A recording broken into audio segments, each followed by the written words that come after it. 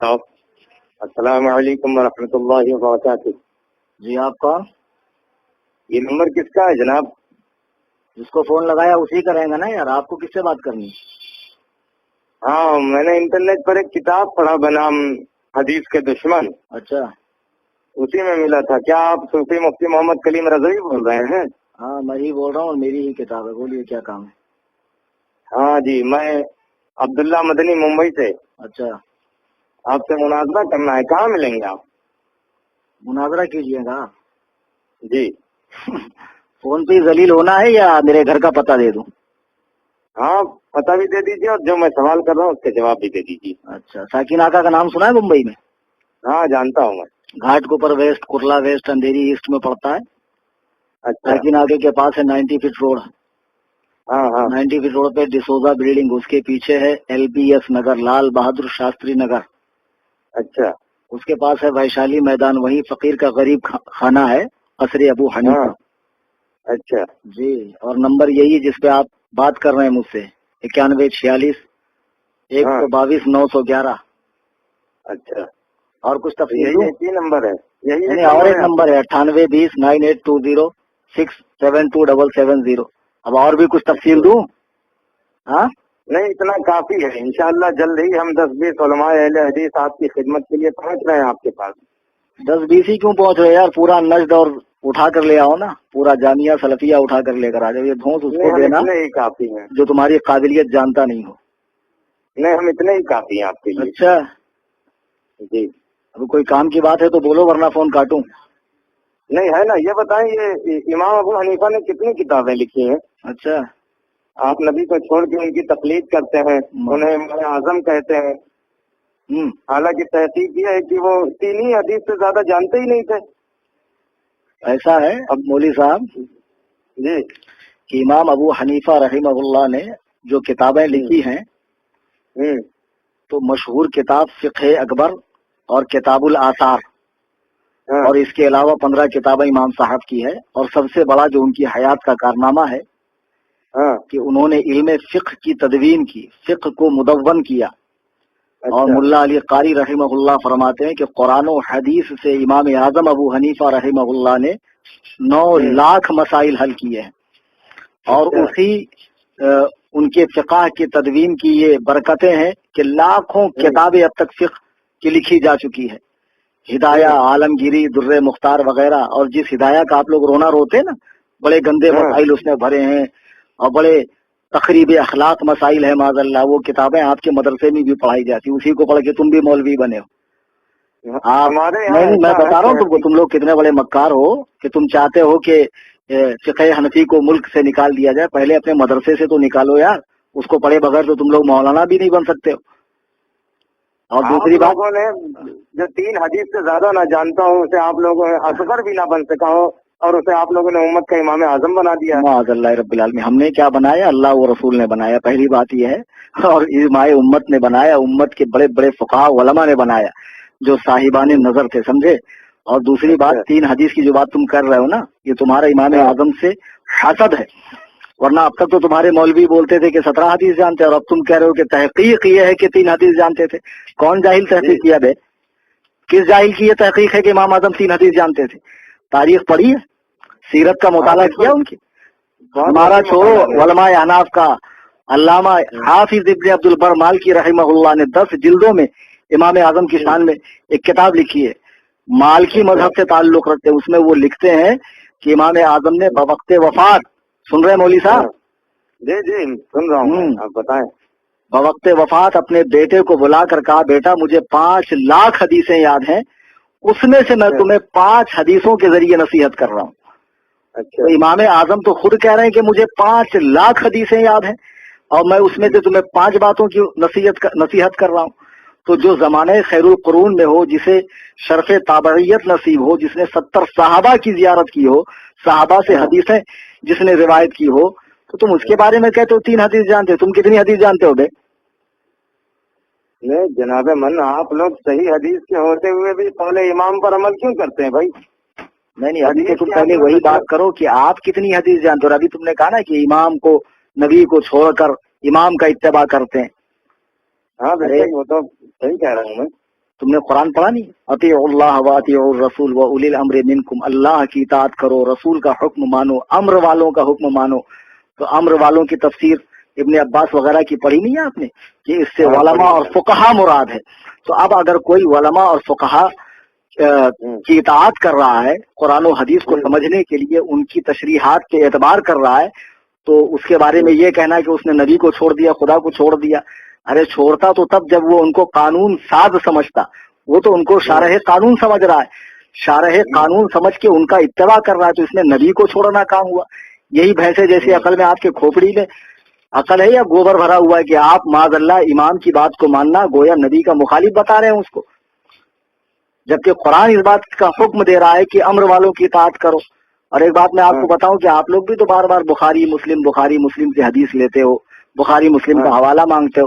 تو ہم بھی تو کہہ سکتے ہیں کہ آپ معاذ اللہ رب العالمین بخاری مسلم سے حدیث کیوں لیتے ہو؟ صحابہ تو نبی سے حدیث لیتے تھے. تم توصیف الرحمان اور یہ معراج ربانی اور یہ خبیث ڈاکٹر جوکر نائک ان سے دین سیکھتے ہو. صحابہ نے انہی سے دین سیکھا یا نبی سے دین سیکھا؟ تو ہم بھی تو کہہ سکتے تم نے نبی کو چھوڑ کر ان کو اپنا معاذ اللہ معبود بنا لیا، خدا بنا لیا. تم بھی تو پکے مشرک ہو. بات کرنے سے پہلے سوچا کرو مولوی صاحب.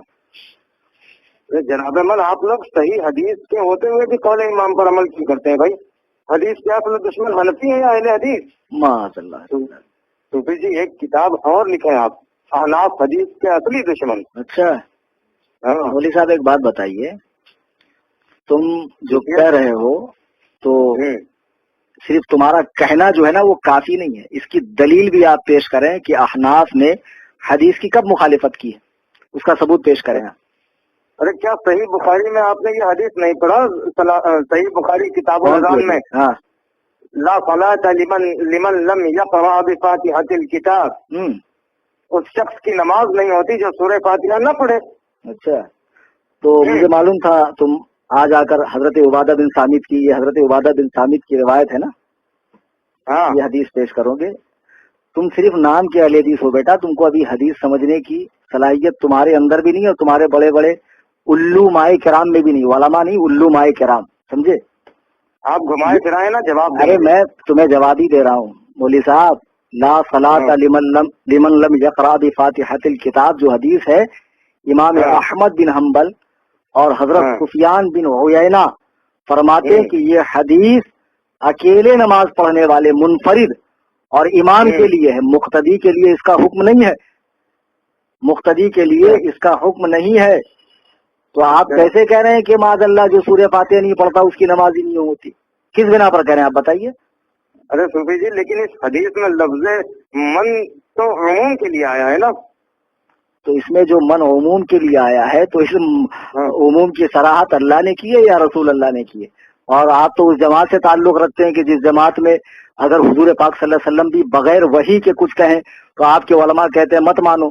طریق محمدی کتاب کا نام سنا ہے؟ مولوی محمد گناگڑی کی ہے، جس میں اس نے صاف لفظوں میں لکھا ہے کہ ہم اہل حدیث نبی کی بھی بات تب مانتے جب وہ وحی کے ساتھ بولتے ہیں، با وحی بات جو ہوتی ہے مجھ کو مانتے ہیں، بغیر وحی کی ہم نبی کی بھی نہیں مانتے. تو لفظ من سے جو عمومیت آپ ثابت کر رہے ہیں تو یہ عمومیت کی صراحت خدا نے کی ہے یا رسول نے؟ ارے کچھ تو عقل رکھ کے بات کرو یار.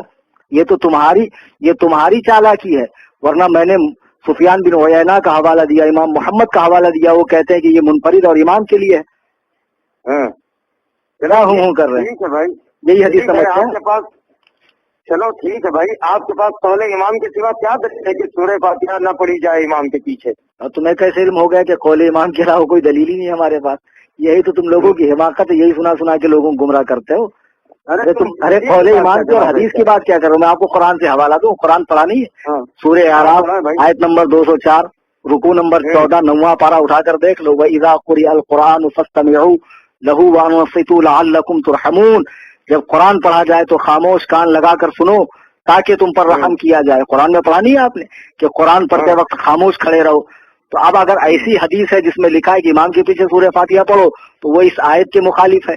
تو جو حدیث آیت کے مخالف ہوں گی یا تو وہ منسوخ ہوگی یا موضوع ہوگی. یہ اصول معلوم نہیں ہے آپ کو؟ معلوم ہے. ہاں تو واہ بیٹا اندھے مقلد، تم تو سارے جیوں سے بھی بدتر نکلے یار. ماشاء اللہ. یہ سورہ اعراف کی یہ آیت جو ہے یہ مکہ میں نازل ہوئی اور اس کا موقع نزول یہ ہے کہ جب نبی قرآن پڑھتے تھے تو کفار شور مچاتے تھے، تو کفار کو چپ کرانے کے لیے یہ آیت اتری، اور تم اسے نماز میں قرآن پڑھنے کا فٹ کیے جا رہے ہو۔ مولوی صاحب پتہ ہے آپ لوگوں کی؟ او مولوی صاحب، ہاں بولیں۔ یہاں بحث اس کے شان نزول سے نہیں ہے، اس کے اطلاق اور حکم سے ہے کہ اس کا اطلاق اور حکم کہاں ہو رہا ہے۔ آپ کو معلوم ہوگا کہ صحابہ پہلے حالت نماز میں بات کرتے تھے، پھر آیت کریمہ اتری وقوموا للہ قانتین، اپنے رب کے حضور خاموش کھڑے رہو۔ پھر صحابہ نے باہم مشورہ کیا کہ اب خاموش کھڑے رہنے سے تو بہتر یہ ہے کہ ہم لوگ قرآن ہی پڑھیں، چنانچہ قرآن پڑھنے کا رواج شروع ہوا۔ تو پھر یہ آیت کریمہ اتری وَإِذَا قُرِئَ الْقُرْآنُ فَاسْتَمِعُوا لَهُ وَأَنصِتُوا لَعَلَّكُمْ تُرْحَمُونَ، اپنے رب کے حضور خاموش کھڑے رہو، جب قرآن پڑھا جائے کان لگا کر سنو تاکہ تم پر رحم کیا جائے۔ اب تم کہتے ہو کہ یہ آیت کفار مکہ کے لیے اتری، یہی کہا نا جی آپ نے؟ ہاں میں نے یہی کہا۔ یہی تم لوگ یار قرآن حدیث سمجھتے ہو؟ لعلکم ترحمون سے کیا سمجھا آپ نے؟ تاکہ تم پر رحم کیا جائے۔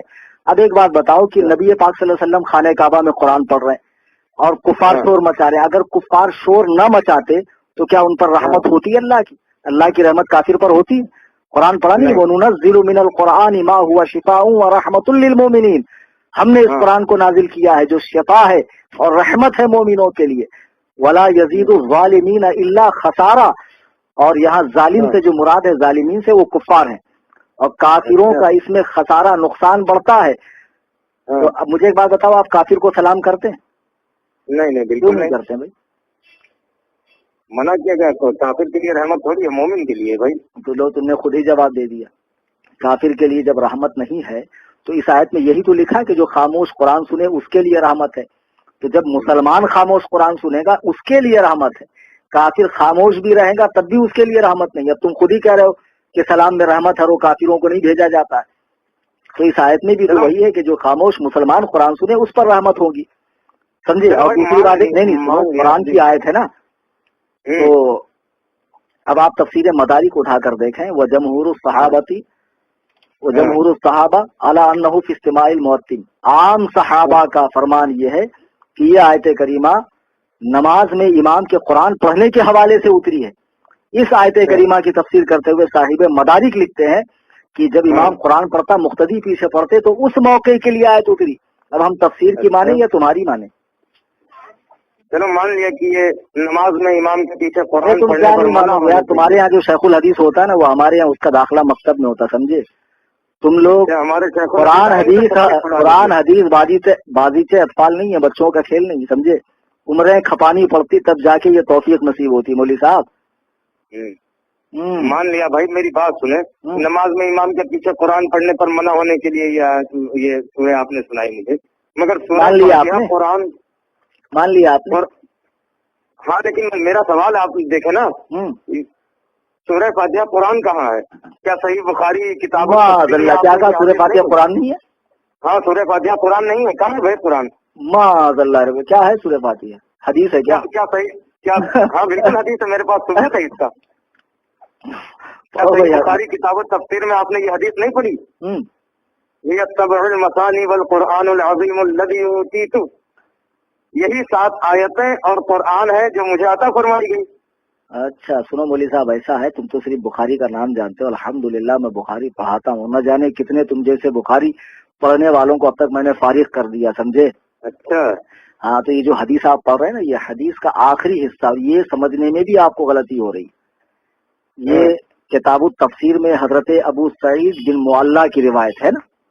اچھا یہی نا، وہ کہتے ہیں کہ روز میں مسجد نبوی میں نماز پڑھ رہا تھا کہ رسول اللہ نے مجھے آواز دی، تو میں بعد نماز حاضر ہوا تو حضور نے فرمایا کیا تو نے خدا کا حکم نہیں پڑھا کہ جب اللہ و رسول بلائیں تو فوراً حاضر ہو جا؟ یہی ہے نا؟ ہاں یہی ہے بھائی، یہی ہے۔ ہاں، اللہ و رسول بلائیں تو فوراً حاضر ہو جا۔ پھر اس کے بعد وہ فرماتے ہیں کہ جب میں حاضر ہوا تو حضور نے فرمایا تجھے ایسی صورت نہ بتاؤں جو قرآن کی تمام صورتوں کی سردار ہے، اس سے پہلے کہ تم مسجد سے نکلو۔ پھر آپ نے میرا ہاتھ پکڑ لیا اور مسجد سے تشریف لے جانے لگے، تو میں نے عرض کیا آپ نے نہیں فرمایا تھا کہ ایسی صورت بتاؤں گا جو تمام صورتوں کی سردار ہے؟ تو فرمایا وہ الحمد شریف ہے، وہی سبع المثانی، یہی پڑھا تھا نا آپ نے، وہی سبع المثانی، ہاں، والقرآن العظیم الذی اوتیتہ، ہاں، کہ اور یہ 7 آیتیں اور قرآن کریم، یہی سبع مثانی یعنی 7 آیتوں والی سورہ اور قرآن کریم. تو اس کا مطلب آپ کیا سمجھ رہے ہیں کہ سورہ فاتحہ الگ ہے قرآن الگ ہے، یہ مطلب سمجھ رہے ہیں آپ؟ ہاں یہی سمجھ رہے ہیں ہم. لا حول ولا قوت. ایک منٹ مجھے بات بتاؤ، میں نے آپ کو 1 لاکھ روپے دیا اور 5 روپے دیا جی ٹھیک ہے، 1,05,000 روپے میں نے آپ کو دیا. تو آدمی کو معلوم ہے کہ بھائی 1 لاکھ سامنے والا نہ لینے والا بھولتا نہ دینے والا بھولتا، وہ بڑا اماؤنٹ ہے اور راؤنڈ فگر ہے، لیکن 5 روپیہ بھول جائے گا. تو آدمی کہتا میں نے آپ کو 1 لاکھ اور 5,000 دیا. جی تو 1 اور 5 کے بیچ میں اور کو لاتا ہے، چونکہ 5 اس کے دماغ میں اچھے سے بیٹھ جائے کہ 5 مت بھولنا. 1 تو تم نہیں بھولو گے لیکن 5 مت بھولنا. تو نبی فرماتے ہیں 113 صورتیں تو یقیناً قرآن کی ہے، یہ بھی قرآن کی، لیکن ان تمام صورتوں میں اس کا مقام یہ ہے کہ یہ ان صورتوں کی سردار ہے، ان صورتوں کی سردار ہے. یہ فرمانے کا مطلب ہے کہ ہم نے تمہیں قرآن دیا اور 7 آیتیں، یعنی تم قرآن کی 113 صورتوں کو تو نہیں بھولو گے، لیکن اس سب سے پہلی والی صورت کو بھی مت بھولنا جس میں 7 آیتیں ہیں. جیسے میں نے ابھی کہا کہ میں نے آپ کو 1 لاکھ روپے دیا اور 5 روپے، تو 1 لاکھ روپیہ ہوتا ہے، 5 روپیہ روپیہ نہیں ہوتا ہے کیا؟ ارے جیسے 1 لاکھ روپیہ روپیہ ویسے 5 روپیہ بھی روپیہ ہے. تو جیسے 1 کو 13 قرآن کی صورتیں ہیں، ویسے یہ 7 آیتیں بھی قرآن کی ہے صورتیں ہیں. اور اوپر اسی حدیث میں جو اوپر لکھا ہے نبی نے فرمایا کیا میں تمہیں قرآن کی ایسی صورت نہ بتاؤں، قرآن کی ایسی صورت نہ بتاؤں جو تمام صورتوں کی سردار ہے. تو نبی نے تو خود ہی فرما دیا کہ یہ قرآن کی صورت. اب تم کیسے بول رہے ہو یار کہ یہ قرآن کی صورت نہیں ہے؟ معاذ اللہ رب العالمین. ارے تم نے کیسے کہہ دیا یہ قرآن میں نہیں ہے؟ آپ لوگ یار اندھے مقلد ہو بالکل. آپ یہ قرآن و حدیث ہے نظر آتا ہے. ایسا ہے مولوی صاحب، ساری دلیلیں میں نے دی سمجھے، اور تمہاری جو دلیلیں تم نے پیش کی نا حدیث اور قرآن کی آیت کی غلط تفسیر بالرائے، اس کا صحیح معنی و مفہوم بھی میں نے آپ کو سمجھایا. اب تم ہمیں کو اندھے مقلد بول رہے ہو، بلکہ حقیقت یہ ہے کہ بزرگان دین ائمہ مجتہدین اولیاء کاملین سے خدا واسطے کا بیر ہے آپ لوگوں کو. اور آپ وہ جماعت ہو جس کی پیشن گوئی اللہ کے نبی نے فرمائی دجالون کذابون یاتونکم من الاحادیث، جھوٹ بولنے والوں فریب دینے والوں کی آخری زمانے میں ایک جماعت ہوگی جو حدیثیں گڑھیں گے. ایسی حدیث بما لم تسمعوا انتم ولا آباؤکم، جو تم نے اور تمہارے باپ داداؤں نے نہ سنی ہوگی. تو اسی جماعت کے فرد ہو تم، اور تم سے اس سے زیادہ کی امید بھی نہیں کی جا سکتی ہے. یعنی تم یہ بھی کچھ کرو گے. کرنا چاہتے ہیں آپ کو بتائیں، آپ ہمیں کیا ثابت کرنا چاہتے ہیں؟ ہم تمہیں کیا ثابت کرنا چاہتے ہیں؟ اتنی دیر میں تم خود ہی ثابت ہو گئے کہ تم 1 نمبر کے چوتیم سرپریٹ دگریٹ ہو. تم خود ہی اتنی دیر کی گفتگو میں تم خود ہی پگلے اعظم عالم معلوم پڑ رہے ہو یار. ہم کیا ثابت کریں؟ دیکھتے ہم اپنے بڑے عالم کو لے کر آتے ہیں آپ کے پاس، پھر بتاتے ہیں آپ کو. تمہارے بڑے کو نہیں، اور جتنے سڑے ہیں سب کو لے آؤ. صرف بڑے نہیں، جتنے سڑے ہیں سب کو لے آؤ. Any time most welcome for ٹھکائی انشاءاللہ. قصر ابو حنیفہ. ہاں قصر ابو حنیفہ میں تمہاری ٹھکائی ہوگی بیٹا. ٹھیک ہے دیکھ لیتے ہیں. اللہ حافظ. رکھو بیوقوف.